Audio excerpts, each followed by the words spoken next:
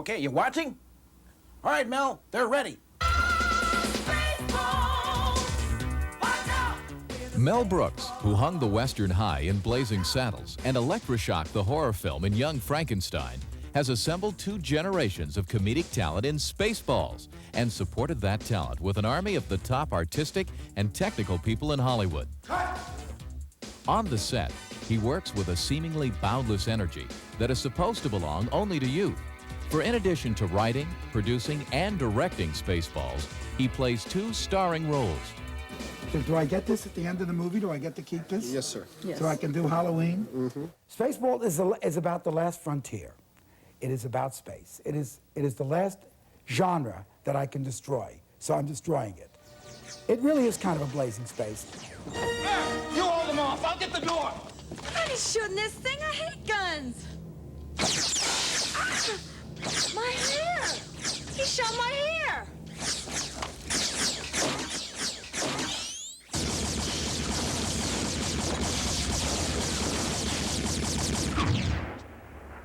Cut. It was great. It was great. 54. You were wonderful. You were surprisingly good then. No, that was really terrific. He's out That there, was a you know, great and if take. you miss a beat or if We you have don't know 2 where he's takes? coming from, All right. you're like, what is he talking about? What is he doing? He's crazy. But if you understand where he's coming from and after hanging around him, he's just so quick. He's very approachable in a work situation, and he listens to your suggestions and guides you through a scene and gives you directions you wouldn't normally think of. You know, that's what makes him Mel Brooks, as opposed to somebody else coming up with those crazy thoughts. He really is the master. There's no one like him to work with in comedy. People think that he's such a funny man and everything. Actually, with him, comedy is serious business. And as funny as he is, he gets very serious. I'm learning a lot from this guy. Who is I sit in dailies. This and get up there and go to work. Silence! Who dares enter the sacred and awesome presence of the everlasting know-it-all? Yogurt! Yogurt! One of the actors Brooks must direct in Spaceballs is himself. He plays Yogurt, a galactic guru who dispenses wisdom with fruit at the bottom. You heard of me? Heard of you?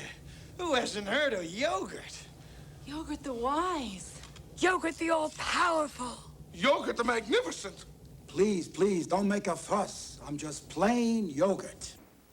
His directorial duties extend to controlling the performance of the second character he plays, President Scrooge, leader of the Spaceballs.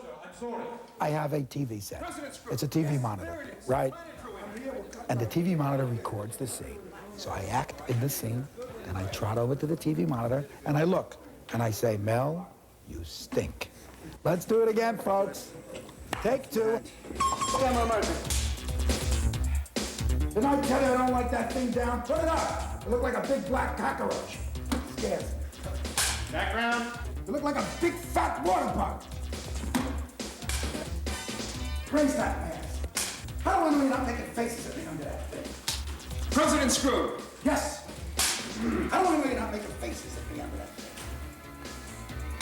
President Scrooge! Yes. The monitor is an invaluable tool because it tells you exactly what's wrong with either the staging, the intonation, the rhythm, the interplay, and you got it. Sir, Yes. Oh, never have that damn thing down in front of me. How do I know you're not making faces at me under that thing?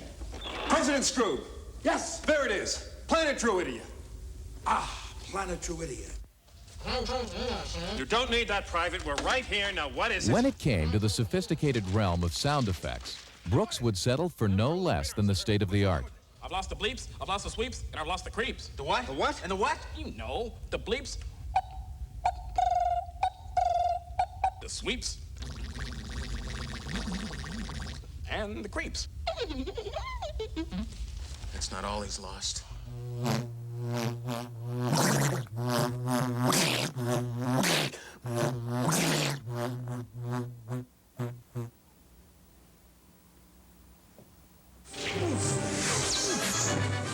Unlike most comedies, Spaceballs required many elaborate special effects shots, and they had to be first class.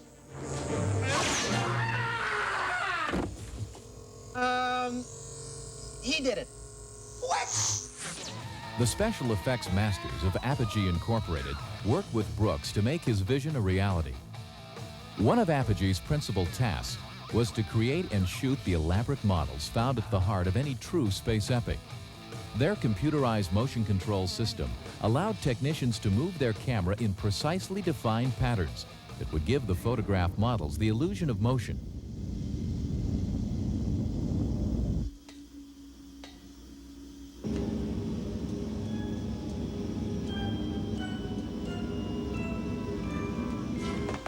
What was that? Hi, What are you? I'm a Mog. Half man, half dog. I'm my own best friend. We had to bring out character, you know, we had to find the dog qualities. Obviously, we had the ears. But it was the hair we were very concerned about, because the ears ride so high. Dog's ears are up here. So mine are blocked off down here. I give myself big sideburns here on the side and a DA in the back with a ponytail, so I try to be a very cool dog with the soul patch. Okay, we'll have to set her down. Prepare for an emergency landing. Vic, give me a reading. Our Father who art in heaven, hallowed be thy name, thy kingdom come, thy will Will be you done. stop that? Keep your seatbelts fastened back there.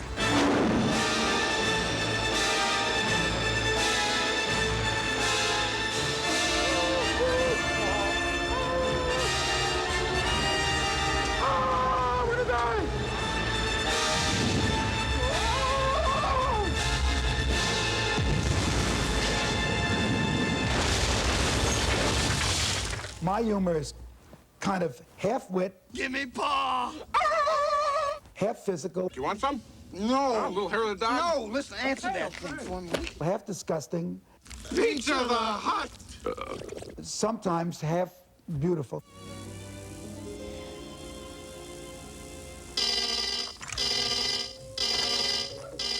It's my appreciation of the human event. Ludicrous speed. Go!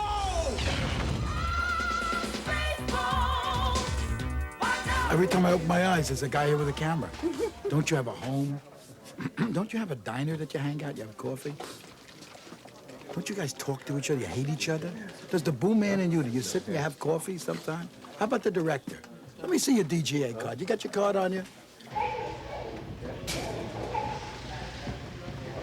You guys, you're everywhere. The toilet's around here. I'll meet you there in 10 minutes. All right. Now, show me your card that you're allowed to point the camera at me. You got a card, too?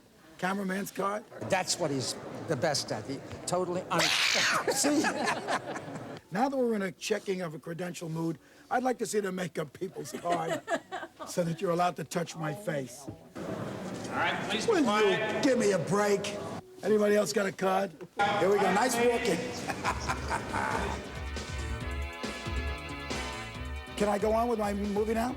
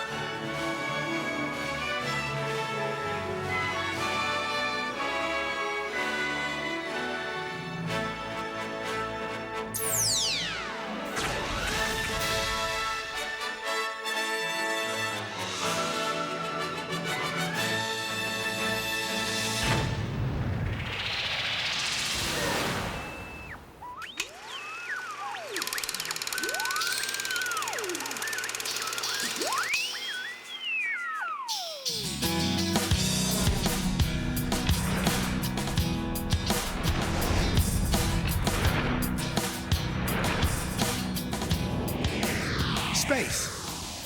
It's a new frontier. Why don't I wreck it? I've destroyed the Western. I have made fun of the horror genre, silent movies, have fallen under my axe? What haven't I spoofed? And I said, oh, I know. I know. Space. I am the keeper of a power known throughout the universe. The Force? No.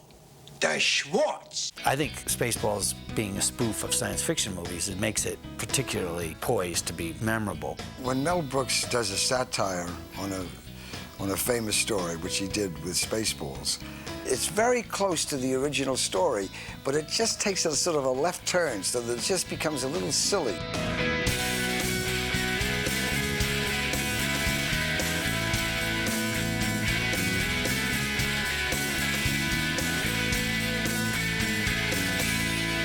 Well, I think the space genre was ripe for satire. No one had tapped into it yet. So you had characters easily identifiable. All rise in the presence of Dark Helmet. I sent the script to Lucas. I said, if there's anything that offends you, he called and he said, please, you know, I saw Blazing Saddles, I've seen Young Frankenstein. I trust your judgment. I can't breathe in this thing. As a matter of fact, ILM, which is a George Lucas company, did all our post-production film work. Yogurt! Hello, boys. I think it's a spoof on Star Wars. I think. Are we through?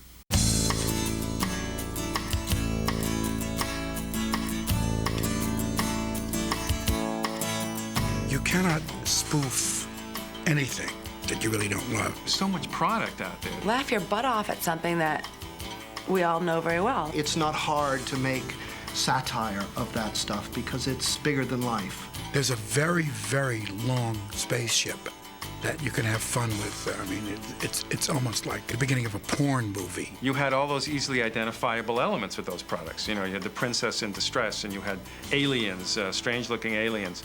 And, of course, you had good guys and bad guys. I remember his approach to all the characters had a great deal of affection, you know, so there was never any attempt to really, like, have a character just be kind of a fall guy or something, or stupid just for stupid's sake, you know. And I think that side of it, I could see why he would say that, you know, you have to love what you spoof. I think in order to take the energy and the time and all that goes into, like, the making of a film like Spaceballs, you must love it. You have to love it. I've come to love Star Wars, Star Trek, except for Star Crap. I won't see Star Crap. Ludicrous speed! Go! Peter Donnan was so great in supervising all our special effects. There was no question in Mel's mind that he wanted to do everything as well as or better than Star Trek, the TV series, Star Wars. So everything was very real, very exciting, very space-ish. And I made it Jewish. I just tweaked it a little. A funny effect is really the real effect with some extension. Everything does have to be as good, if not better, because you better show us that you're expert and you know what you're doing, because we're fans of the first one. We actually set out to do really, really first-class work. Perfect. You were wonderful. Thank you. Let's do it again. Just do it a little better.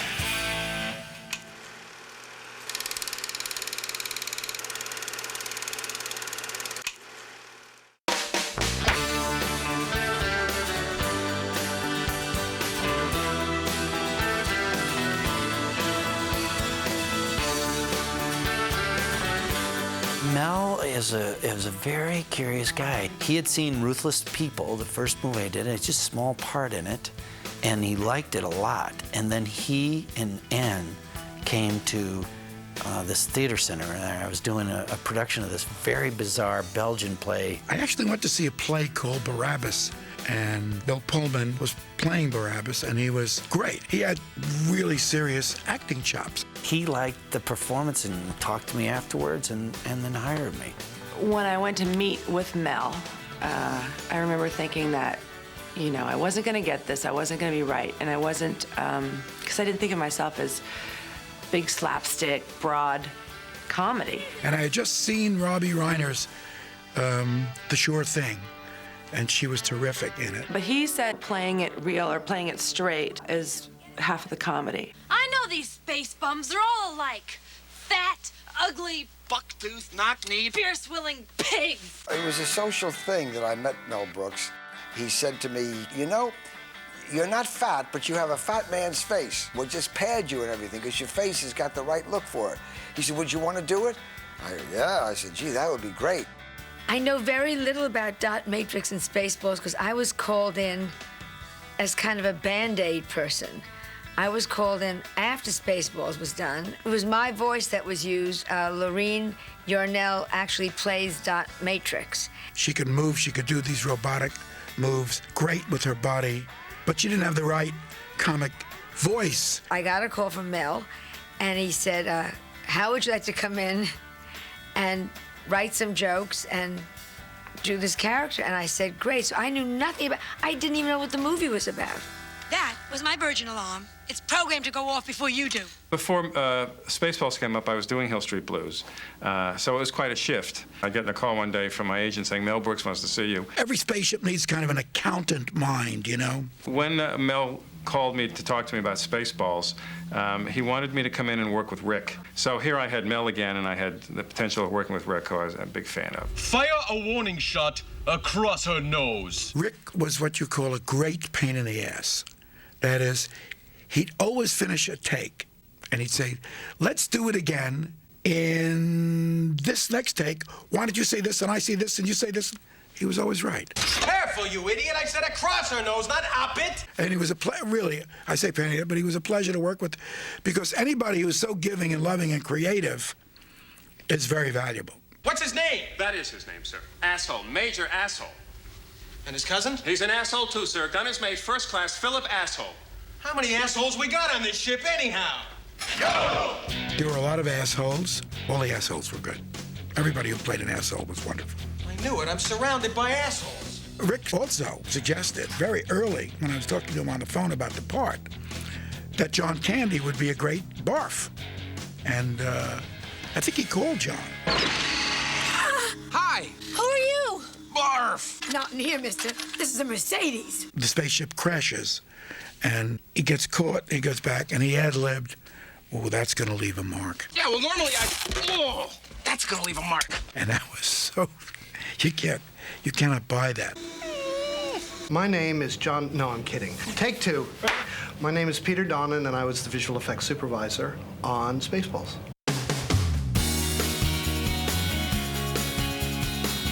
I had done a little bit of work on Star Trek, the TV series, the original TV series. I had worked for the trailer company that had done the trailers on Star Wars, so I was familiar with the work that existed and sort of what the benchmark was. My name is Nick McLean. I was the director of photography on Spaceballs.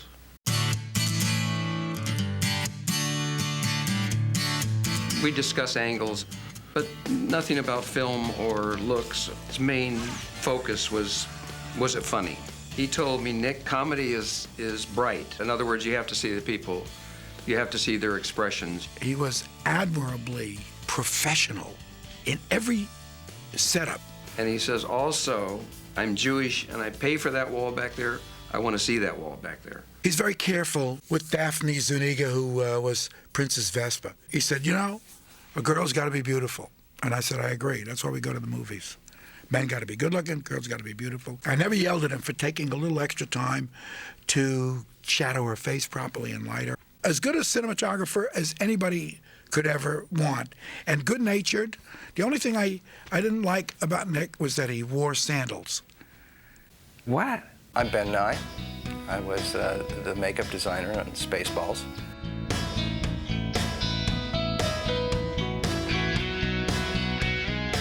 I was introduced to Spaceballs through John Candy and working with John Candy. I think he kind of went to whoever through his agents, and however that works, had me assigned to the movie.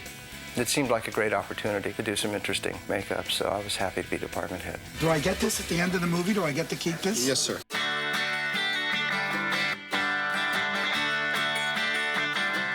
It was a really joyously good experience on a professional level. I mean, We had Harold Michelson, who had been Alfred Hitchcock's storyboard artist.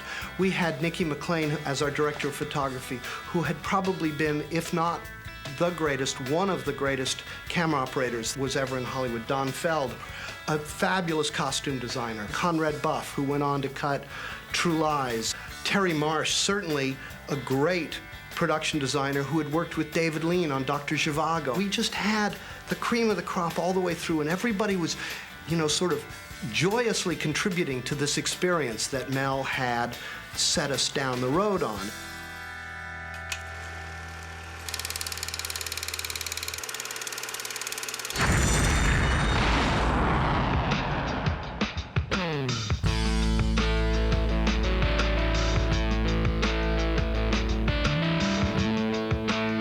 When you do a big budget movie, and this was a, you know, a well-financed studio film, one of the wonderful things is that they're going to create these sets. They did a wonderful job of creating the Spaceballs world for us as actors. Terrence Marsh, everything he designed, even the Winnebago or Princess Vespa's quarters, everything was correct and then just stretched out of shape, just a little bit, so that you'd be aware of the comic frame around everything. And it was great to shoot at MGM, one of the greatest studios. The gate, driving in, little goosebumps. Hello, I'm Mel Brooks, you're MGM.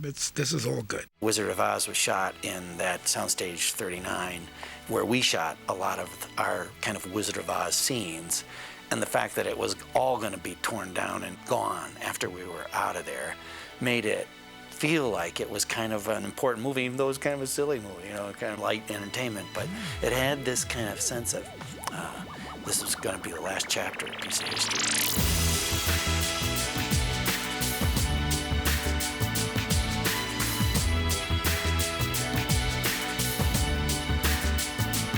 How did I do it? What did we do? Well, first of all, we did 267 shots.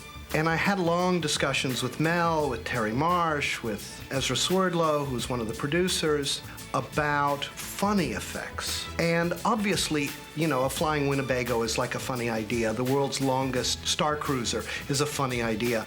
But the whole premise for all of it was more about making it so that they were amused by the ideas, not necessarily making the work crude. The miniatures and the world of the miniatures was amazing. For the bridge, we had what at the time was one of the largest blue screens anybody had ever attempted. It was 35 feet high and 135 feet wide. There was this theory, and I don't know if it really was true or not, that the blue screen hurt your eyes. They scared the hell out of us. They said, don't look at the blue screen. They gave us yellow glasses. We had special sunglasses. So we all were wearing yellow glasses. Turned out that that's a myth. I mean, it didn't mean anything. When you act with a blue screen, it's literally that, a blue screen. And so a lot of your acting school training comes back. That's what a good actor is. He acts to nothing. The hardest thing was imagining all the stuff that was going on. Eventually, there's going to be a spaceship there. You just throw all pride out the window and you just react.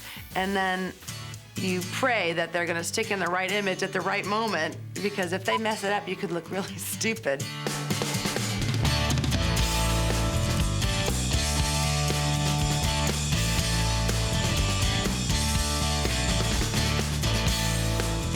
We had a wonderful costume designer, Don Feld. D-O-N, one word, Don Feld. Je suis Don Feld. Who the hell are you? And he was a genius. A Hollywood legend. And so I went in and just was putty in his hands. I was amazed at Don Feld's original sketches. And I said, don't go any further. Just nail these. Get these into costumes. And we stayed very close to his original designs. He was very creative in making a helmet that could strap on to Rick Moranis, where he could actually walk around with it, and it wouldn't hit the floor, it wouldn't throw him over it. He created the balls for Spaceballs, the ball helmets, and the wedding dress, and he was just wonderful with textures and with space elements. Everything would shine and be just a little too spacey, you know? He was a little spacey himself. In real life, I have very little hair, and as you can see. But they gave me a wig. You know, it was nice for a bald man to all of a sudden have all his hair. I liked it. It was the hair we were very concerned about, because the ears ride so high. Dog's ears are up here. So mine are blocked off down here. I give myself big sideburns here on the side. and a DA in the back with a ponytail, so I try to be a very cool dog. John wanted to have some appliance on his face to make him look like a dog. Mel said, we don't want to cover John Candy's face. We're paying all this money to see this guy who's really funny. He's got this funny face, and no, we really don't want to cover it up. So I said, what about if we give you doggy ears and maybe a patch? Funny.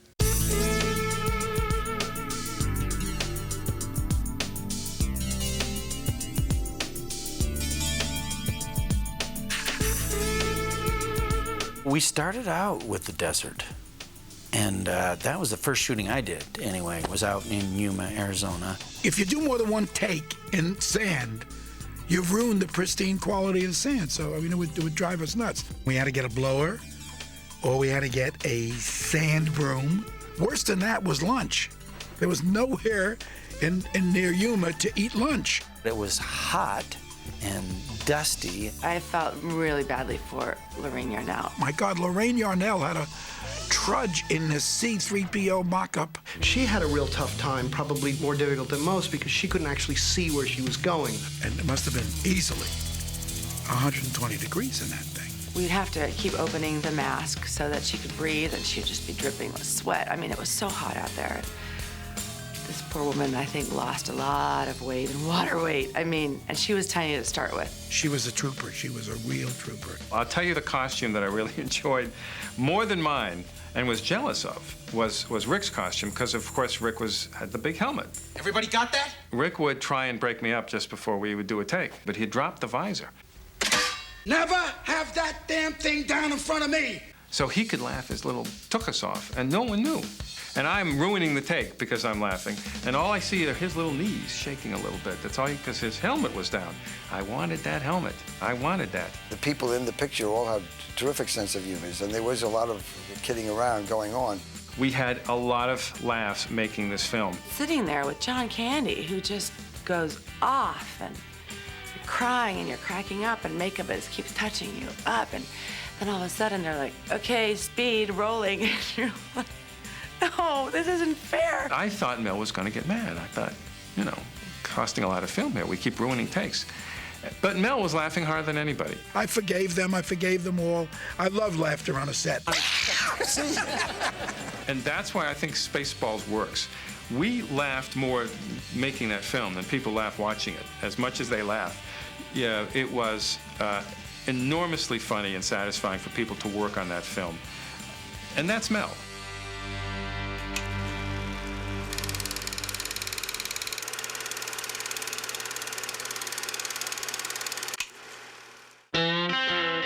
Adjectives to describe Mel Brooks. Good kisser. My best friend. Wacky. Very funny. Good kisser. Concise. Hilarious. Wonderful enthusiasm. Creative. Lustrous. My lover. Slimy. Bizarre.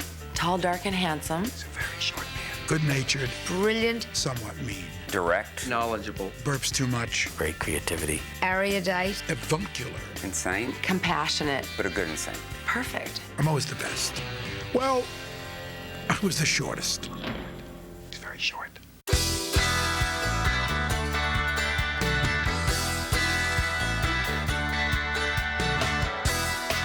Mel Brooks is everybody's favorite uncle. He's your uncle because he genuinely cares about you. He's involved in your life. You're part of a family when you work with Mel. I like people.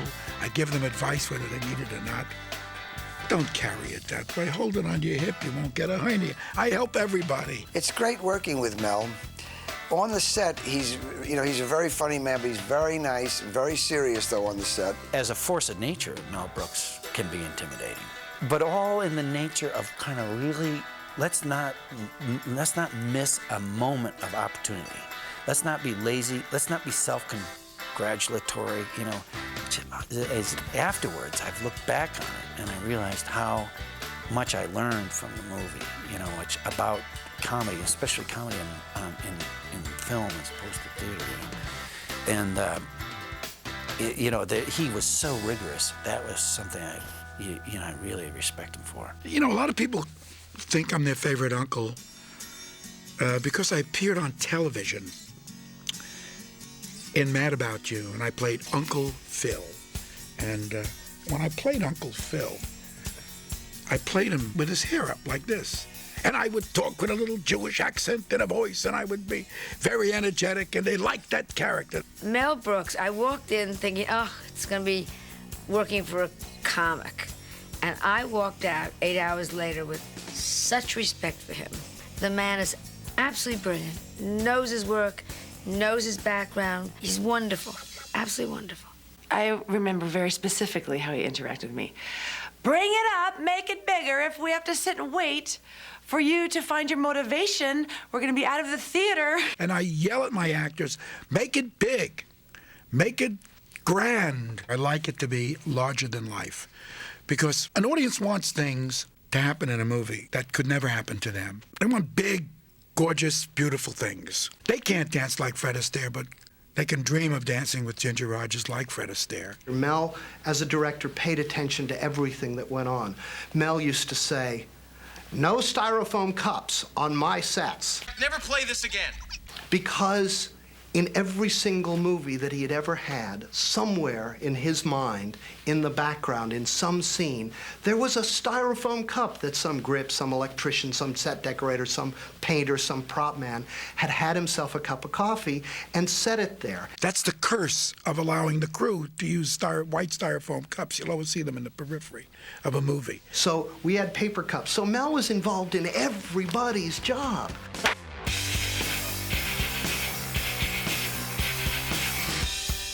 Mel's way of working involves a lot of improvisation. No matter what preparation you do, no matter what rehearsals you have, it all changes as soon as you're in front of a camera. He was really good about letting people experiment and explore. It's not always the most important thing whether that improvisation works or not for that specific scene. What's important to the actor is that it's indicative of the kind of freedom you have. And the best part of that freedom is if it's not working, he's going to have some very specific ideas on how you do it. If the director realizes what the writer had in mind and the actors can nail it, that's a lot better than improvisation. Do it like this. You kind of go to the set kind of wondering what the heck's going to happen sometimes. Usually Mel got his way.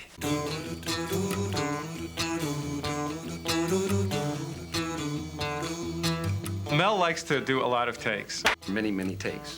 10, 12, 15 takes. Lots and lots and lots of takes. He's not cheap about it. He uses up a lot of film.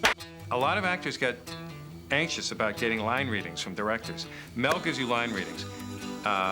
Sometimes. I loved it because it was intimidating because he did it funnier than you were going to do it. That was the only problem with it. When he gives you one, it's perfect. You should put it in your pocket and keep it there. Don't forget it, because it doesn't miss. The key to my character, and Mel and I talked about this in the beginning, Colonel Sanders is second banana, which is a term most people understand from vaudeville days. You know, you set up the comedic character as a second banana. You bring the jokes to him on a tray. That's what I always think about when I remember Spaceballs, was how much fun it can be to be a second banana. Hello, Lone Star. Hello, Vinny. What do you want? It's not what I want. It's what he wants. Pizza the Hut! Richard Caron played Pizza the Hut. He was inside this huge canvas-type thing that had all this actual cheese pizza over it. And to keep the pizza hot, they had a wire going through it, and it was bubbling. We'd shoot a scene, and Matt said, okay, we got to get ready for another take. And all of a sudden, I hear, it's smoke! I look down, and he's smoking. Smoke is coming out from the wire that was heating up the pizza. I said, Mel, fire! They pick up this whole thing, and he comes out, he's all, ah. Mel says, come on, one more take! Mel played Yogurt, and when we were doing the scenes with Yogurt, he would say, okay, everyone, you know, get ready, set, speed, rolling, action. He'd do his thing. The kids love this one. And he'd say, cut, perfect, brilliant, move it on, you know. Of course, after, like, I tried that with my takes once after the end. He'd say, cut. I go, perfect, brilliant, move on. He'd say, perfect, let's do it again. And for my part, I was, you know, young kid, and Mel wanted me to shut up all the time. But always with affection.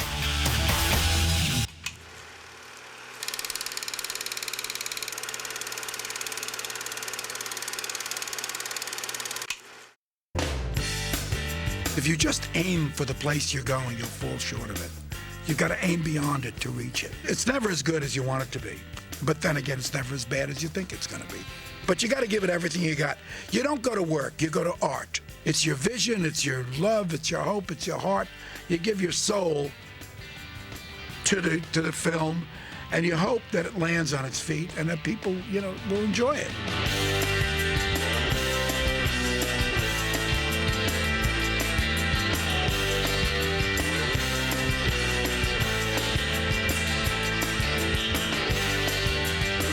I don't think I knew at the time that it was going to be what it was. All of a sudden, the last 6 months, I have kids from about 9 to about 15 coming up to me. They don't mention Ada is Enough at all. They don't even know about it. It's all they talk, you King Roland from Spaceballs. In other words, that film has become a cult thing with young kids. They love it. College campuses, dorm rooms, they watch it 8, 10 times, you know, on a weekend. And then I thought, wow, this movie is, of all the movies that I've done, really like a virus got in people's brains and they couldn't get rid of it. It's all about the timing or the era or publicity, whatever, but people that come up to me now today, that's what I love. I mean, I never would have dreamed that all these years later, you know, I'd be signing Princess Vespa pictures or autographs or being reminded of lines that I had in the movie. I know that in my area, people look at it 10 and 15 years later and say, you know what? The work that we did then in 1986 and 1987 holds up today. A lot of kids, little kids who see it, have no regard for its satiric aspects. They don't care that it's making fun of anything. They like the story, and that's what good satire is. It's become a big cult film for children. Kids to this day grab me on the street and say, oh, Spaceballs, Spaceballs. And I always say, no, no, no, just my voice. And then I oh, hell with it. Yeah, Spaceballs. Hang on, Buffalo, we're gonna make space tracks. My biggest video sales, you would think that it would be Blazing Saddles and Young Frankenstein. But the two movies are Robin Hood, Men in Tights, and Spaceballs. And that's because of young people. Kids love it, you know, and adults get it. The experience was great. We had a wonderful bunch of folks. Talented people, great cast. It was a great, great experience. So, may the Schwartz be with you.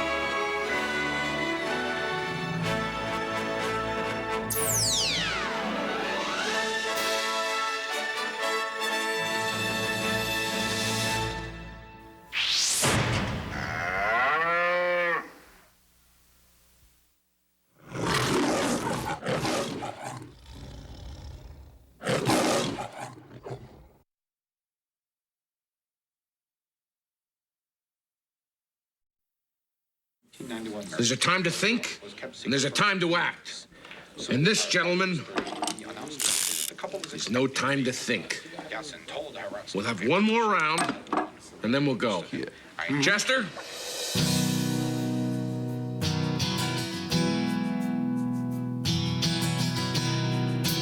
I couldn't say hi to John without hugging him. He's a big, heavy man, and yet he had that energy. Free and silly, but like a child silly, you know, like a giggle. All the things that he brought to every role, which is you just loved him and you cared about him. You wanted him to be your next door neighbor or your friend. He was supportive, he was funny, he was positive about everything. He was one of the best. I loved him. He was a remarkable human being.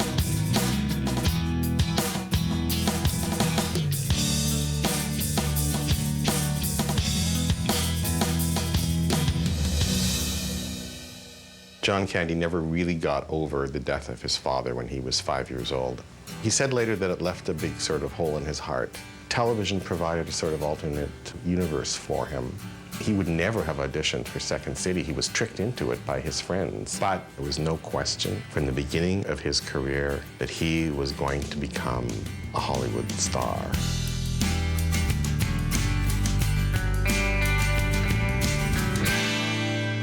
Do you think there's something about your training up there in Toronto that makes it different? I think it was probably just the time for us, you know, with being involved with Second City at the time. Improvisational theater was sort of a common blood that we all shared, you know, the work that we were doing. It was that whole period. It was an incredible time. And when Saturday Night Live started, the theater owners of Second City got frightened that we were all they were going to get raided and everybody would leave ship, so we created SCTV. Being on SCTV really gave John and his colleagues on that show a tremendous amount of creative freedom. Things that you could do on TV that you could never do on stage. The Schmeggy Brothers just became sort of a regular hilarious staple of SCTV about polka playing brothers. Give us a Schmeggy. And then we'd like to thank you for letting me give the card to you people. He created a fantastic range of characters. This was really the beginning of the big ride for John.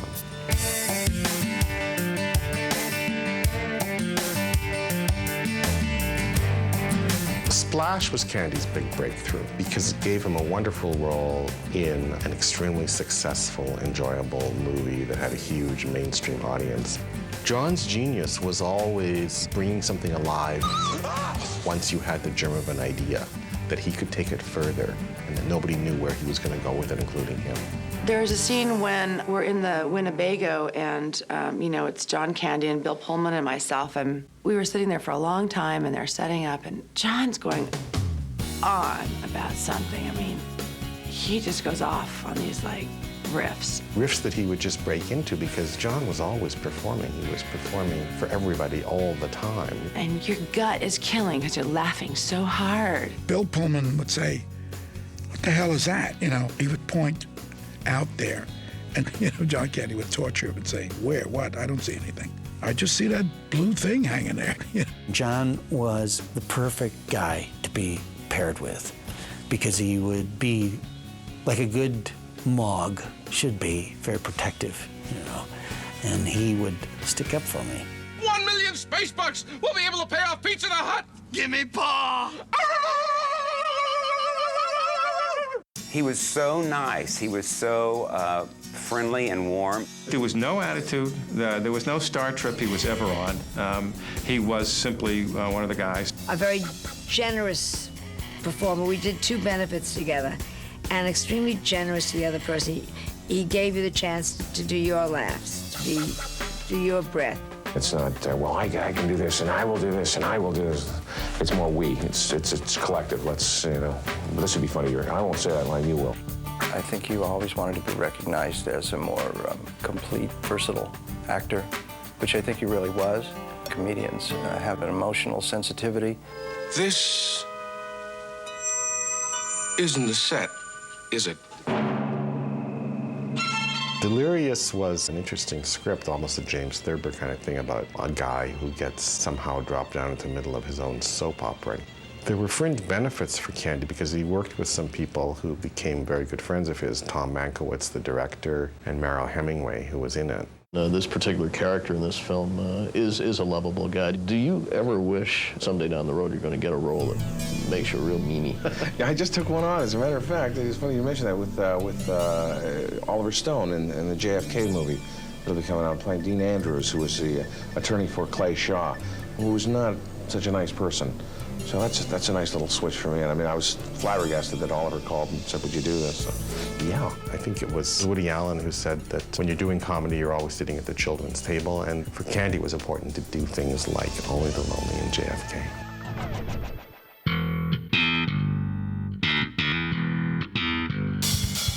Good Time Johnny. A lot of his friends called him Good Time Johnny. Dan Aykroyd used to call him. And he was always out for a good time. We shot Once Upon a Crime in Monte Carlo. The woman is a compulsive liar. She's only saying that to protect me. Because, in fact, my wife at the hour of the crime was in the arms of another man. And that man, Mr. Inspector, is the real murderer of Madame Van Dugen. Alfonso de la Peña. Alfonso! We were in Monte Carlo about 3 weeks or so. So John decided that he was going to treat his sort of close crew to a boat ride. So he hired this 60-foot yacht. He stocked it with food. He had this amazing lobster, seafood lunch catered, champagne. It was a great treat. John was always doing something like that for friends and crew. He was a generous man.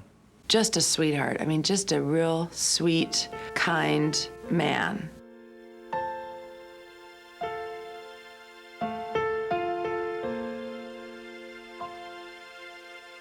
Wagons East was a tragedy and a fiasco, and there was a movie that Candy shouldn't have done and didn't want to do, but he had a contract. And of course, someone in his physical condition, being 100 pounds overweight and having serious health problems, should not have been going up into the mountains in Mexico where this film was being shot. This was not a good combination.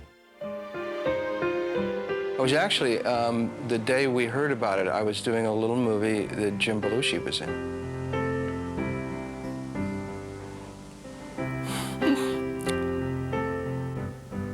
He and I heard about it at the same time, and we just hugged each other and we cried. We just couldn't believe that he was dead. When I first heard about it, it seemed so impossible to me. He seemed so filled with living and life and joy. He was fun to be around.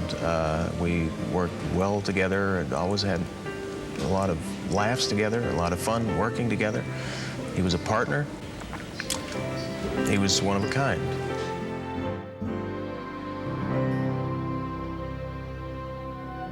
John Candy's funeral in Los Angeles was a big deal. It was a Catholic funeral. Then a couple of weeks later, there was a memorial service at a church in Toronto for, Toronto folk who could not be in LA, and Catherine O'Hara gave a very moving eulogy. We did SCTV together. When we all tried to come up with opening credits that would somehow tell the audience exactly what we were trying with the show to say about TV, it was John who said, "Why don't we just throw a bunch of TVs off a building?" Haven't we met? Perhaps. And perhaps we'll meet again. I think John Candy is remembered by anybody who cares about comedy and has a TV or a VCR. The great characters he created on SCTV are in reruns constantly, so he's always being rediscovered there. And his movies are both on television and in the video shops. He created his own universe. Candy had sort of a double attitude to his mortality. On the one hand, there was this constant kind of resolve to do better and to exercise and all of that. But on the other hand, there was an attitude that maybe there was nothing he could do about it. He had this metabolism, he had this family history. He had a father who died of a heart attack around the same age. So there was an element, I think, in his whole life and personality of whatever's gonna happen will happen. Let's just have a good time while we're here. Let's enjoy the moment.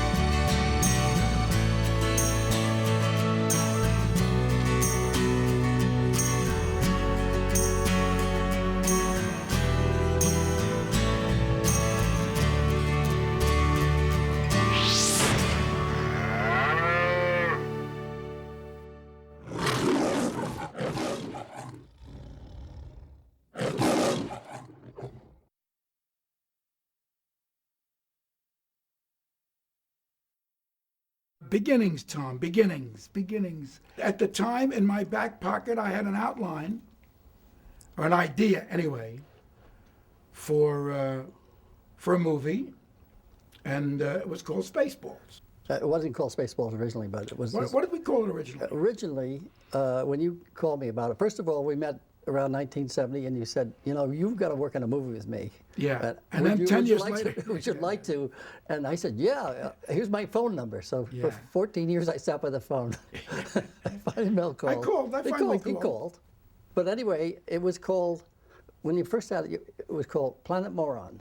Planet Moron, I remember that. Yeah, and then we were meeting, and we were talking, and we had started on an outline of Planet Moron, and we heard that there was some kind of British low-budget movie called Morons from Outer Space. So we said, we got to get another title. Yes. So it was with Ronnie Graham. You and I were having lunch at 20th Century Fox, and you said, well, you can't use Planet Moron.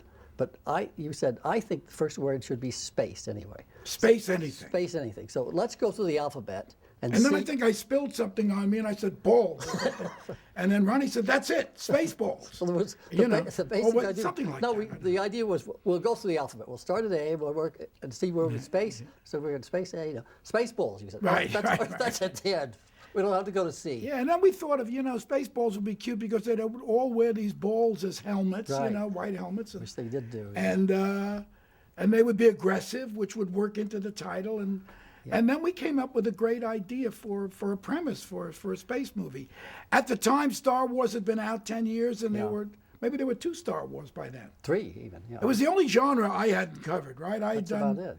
I covered the West in Blazing Saddles, the horror film with Young Frankenstein, and it was like an untouched, beautiful, virgin field for me to soil. Mel goes back, from the show of shows, working with people in a room, a bunch of writers, and whoever shouts the loudest gets a line. Yeah. And we got into that spirit of that kind of talk writing, and the girl would write something down and say, "How about?" And we said, "Do we say that? No, cut that out."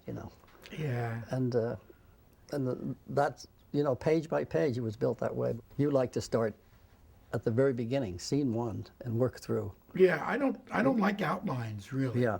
I sometimes work from outlines, but I don't like outlines. I like to get a sense of where the story should go. Right. Start at the beginning and get very detailed and very busy immediately, which is not the normal process for writing. To me, nothing works unless the audience really understands the premise. So in the early scenes, literally the first scene, and I could teach this, I could teach it with the producers, because when Bialystok meets Bloom, you get the premise. Bloom is a little accountant. Bialystok is a failed producer. He's done nothing but failures. Bloom says, casually, he says, you can make more money with a flop than you could with a hit. How? Yeah. That how is the whole play. And then we take the time right at the beginning to explain in detail.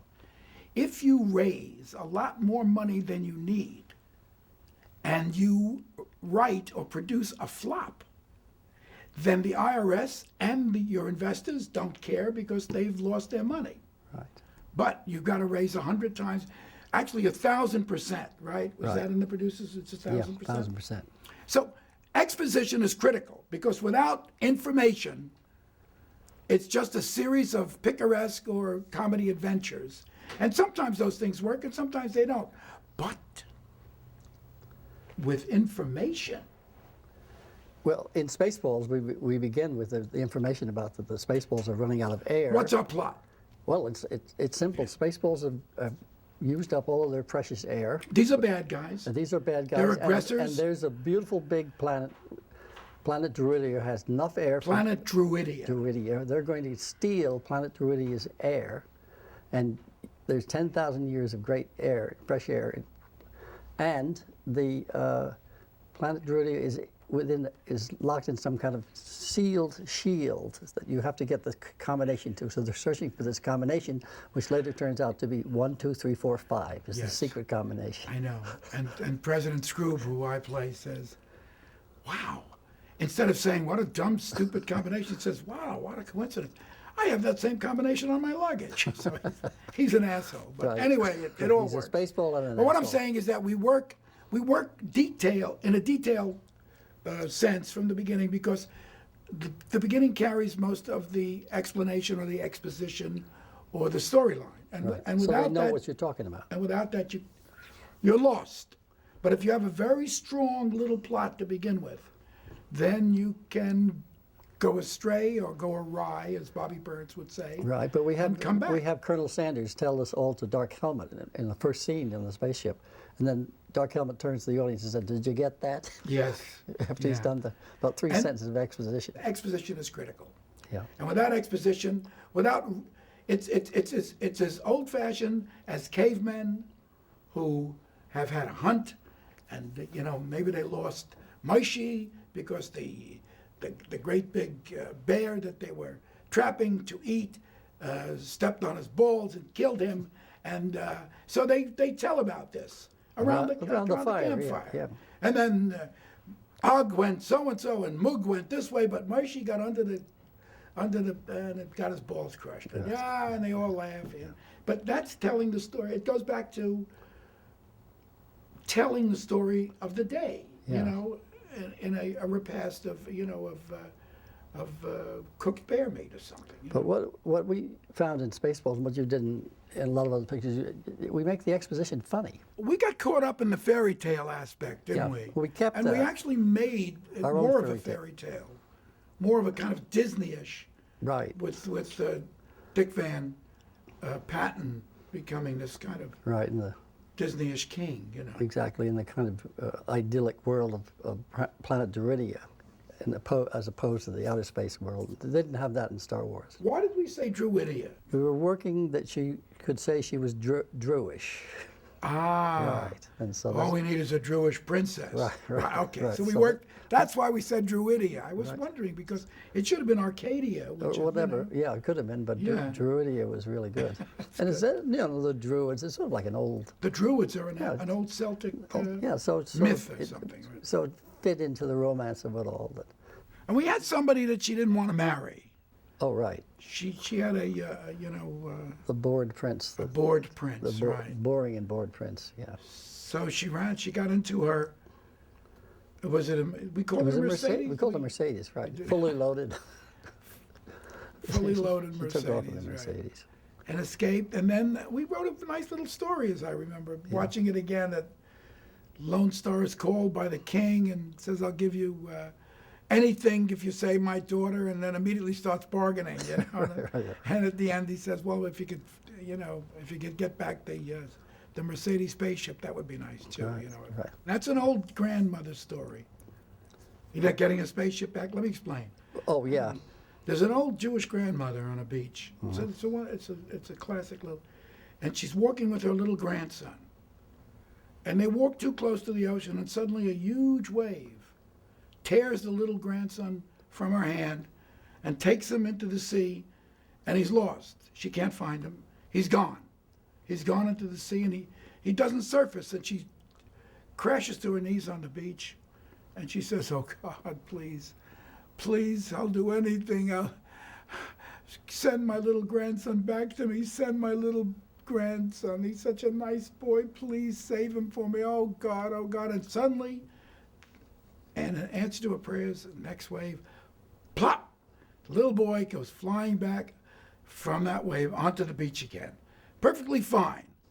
Takes his grandmother's hand and begins walking again, and she says, oh, God, thank you, Lord, thank you. By the way, he had a little red cap. So if you spot that, you know.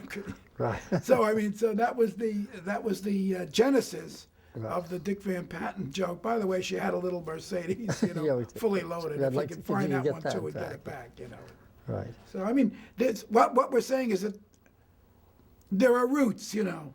Very little is completely original, you know. But writing anything is like little bits, tiny little bits of coral. They're infinitesimal at the beginning. You can't hardly see what coral is made of. But you give it a couple of 100,000 years, maybe a couple of million years, and suddenly you've got Hawaii. I mean, there's a mountain, there's an island. So jokes are built on folk tales and, you know. Or just little observations. I mean, in Spaceballs, there's a door that says, no unauthorized personnel allowed to enter. Or authorized. Right. Yeah, we just went a little too far. A little right? further. Yeah. Nobody could. We enjoyed writing that. That kind of joke is. I enjoy writing with Tom because he's a very funny guy. Everybody thinks it's myth. It's a myth. Everybody thinks, well, Tom, he's the Irishman, you know, and Mel is the crazy Jew belly comic, you know, belly laughter, and he does. Not true. It's not true. Tom comes up with very funny belly laugh jokes. And I come up once in a while with some very good exposition or some very Mel good structure, you know. The smartest jokes from Mel's usually intellectual. Please, really. You're right, but please, right. please. But you know, the little references to Dostoevsky and stuff like that people don't even realize. Well, we do it for ourselves, you know. Well, we do it for ourselves. It doesn't hurt anything if they don't get it. Yeah. However, every once in a while, we will think something, you know, works on paper, and then you play it, and you read it, and you know, and it's flat as a pancake. It doesn't work. And then either you say, shoot it, and we'll cut it later, or you say, let's break for 5 minutes and see, you know, stop the cameras rolling and see if we can rescue it. On Spaceballs, we were all there, Ronnie Graham and yes, and Mel directing, and we would stand around. We would look at all the takes on the monitor, and then talk. Yeah, Ronnie Graham was the third part of the triumvirate, the writing triangle, and Ronnie Graham was a bit of a genius, and he was a nervous wreck, and a bit of a pain in the ass, and he would make a lot of trouble. He was our pain in the ass. He was fun. But we loved him, and we miss him. I don't believe in an ever after. I really don't. I think when you die, it's just quiet, you know. But if there is an ever after, if there is a heaven, then certainly Ronnie Graham, you know, God would have certainly got him there to amuse him, you know. Very witty, very funny, very witty. Funny. Adorable. I met him first when Ronnie Graham and I met when I was in Philadelphia doing a show for one of Eddie Cantor's daughters, for Marilyn Cantor. The name of the show, it was a review called Curtain Going Up. And in that review, I wrote a sketch called Of Fathers and Sons. Again, it's kind of a takeoff I know that sketch. of Turgenev, but it was really a satire of Death of a Salesman. And Ronnie Graham and Leonard Sillman, it was Leonard Sillman's New Faces of 1952 that was being done. Right. Saw this crazy sketch, and they liked it. And with very few changes, we were dying, and we were never going to get out of Philadelphia, but they were on their way to New York. So I asked Marilyn, you know, is it all right if we take the sketch over to Sillman?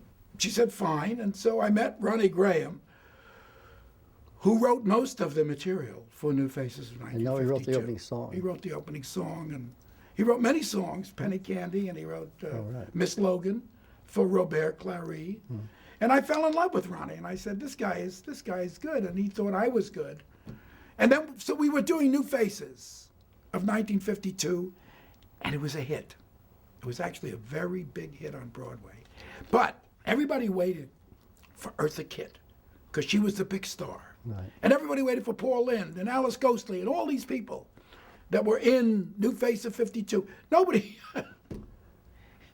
waited for Ronnie Graham. And he was the last one to come out of the stage door. But I'd wait for him every night so we could have a beer and talk. And he would do this crazy thing. He would push the stage door open and say, give me a break.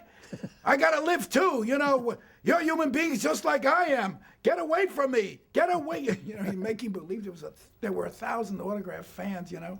He'd make believe for 10 minutes and then we'd go have a drink, you know, every night. And he was a delicious, wonderful, adorable, funny guy.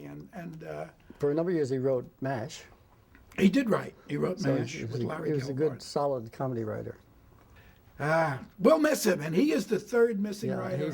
He was Spaceballs. On Spaceballs, we want you to know about. He was a terrific actor, and he did little bits in many movies. In Spaceballs, he played a space priest for us. He did the wedding. And he did the wedding, and he was very, you'll see for yourself, he's very, very funny. By the way, I'm in Spaceballs for about 11 seconds. Okay, Tom, where are you in Spaceballs? When they return to planet Druidia, and she rushes back to the king, there's the king's minister standing there in a long gown from the Camelot costume set. Stood there all day in about 100-degree heat in that big thing. That was my big moment. Did you wear a hat? I wore a hat. Yeah. And I'm on camera. You promised me this shot, I remember, Mel. I'm on camera with my own close-up for about 10 seconds. I try to cut it out. It had nothing to do with the I try to cut it out, but your children were tugging at my tears. Legs. And they wouldn't let me walk. And they said, please leave Daddy in the movie. It's my little Hitchcock moment. So you're in. Yeah. I'm in. Forever and ever, if you buy the DVD of Spaceballs. Look for this face. Look for the minister. The minister. Just in the last reel, I guess, somewhere. What makes you want to work with other writers?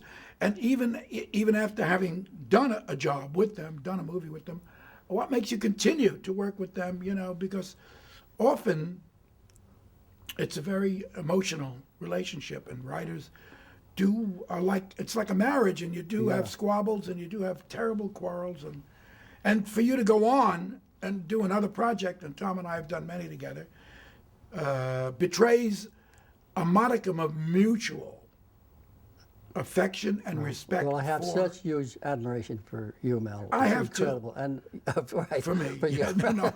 But you know, and what the great thing about working with you is that when I come in the morning, I know that somewhere during the day you're going to say something so funny I'm going to fall down on the floor. Believe me, it's life or death when you're writing, and, you know, and these movies come out, and if they don't make any money, you don't work again. So it's... Well, you spend hours and hours. It's true.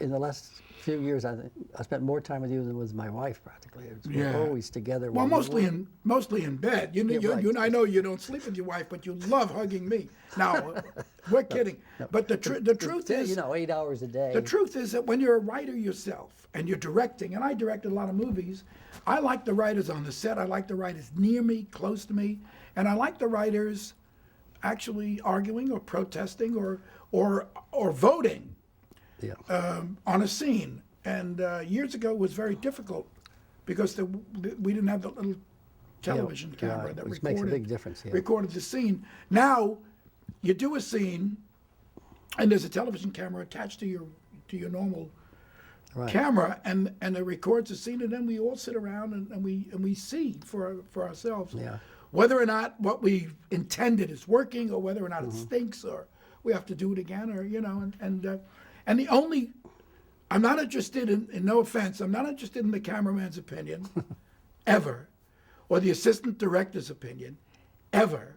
I'm not interested in anybody on the set's opinion of the art of the scene, but I do bow to the opinions of my fellow writers, because they had a vision, they had a dream in their minds, they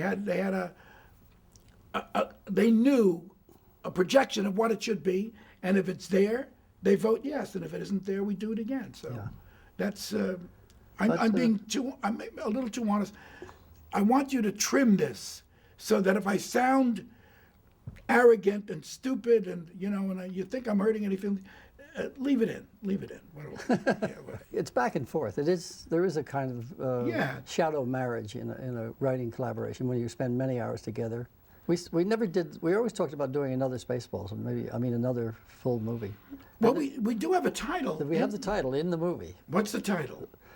Yoda says, "See you again, God willing, in Spaceballs 2, The Search for More Money." The Search for More Money. Right. Now, that's a good title. Yeah, right. Spaceballs 2, The Search for More Money. Right. And we, of course, in Spaceballs, we have all the big merchandise. We were very brave. I'm surprised that we weren't, you know, that the industry didn't come down on our heads for making fun of them, you know. Merchandising. For telling the truth about merchandising being more important than the art of the movie. Yoda pulls out the favorite little toy, the flamethrower, but the kids love this one. Merchandising. Shh, the kids love this one. Yeah. I see on your left elbow, down below your left elbow, is Greg, sitting there like an elf, waiting to ask some kind of, you know, to move on to other aspects. So you mean this conversation is just the two of us? No, it's not. Greg? You know, there are cameras here. Oh. And there are all kinds of Gentiles and things and olives, and there's all kinds of stuff around here, you know. Who knew that? Yeah. You don't want me to go this way, right? If you can avoid it. Is this too much? You can tell me.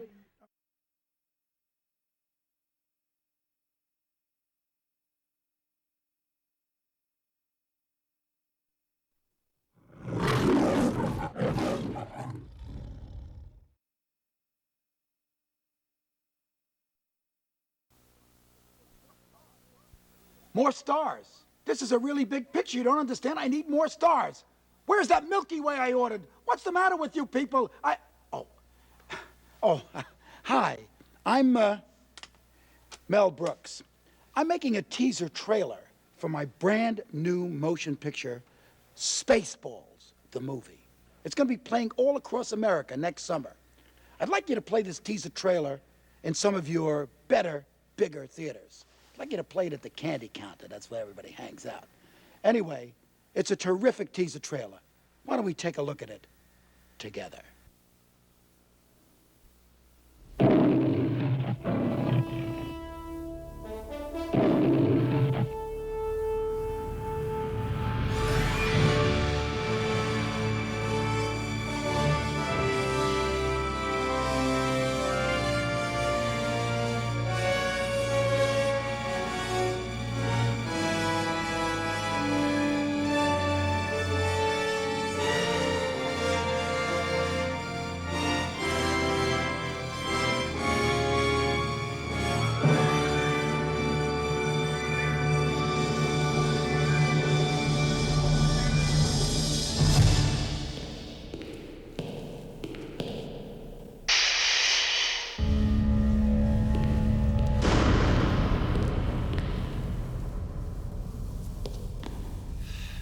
Space?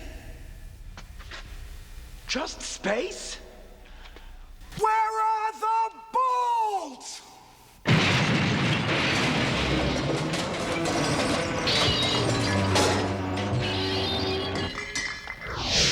Now you got it.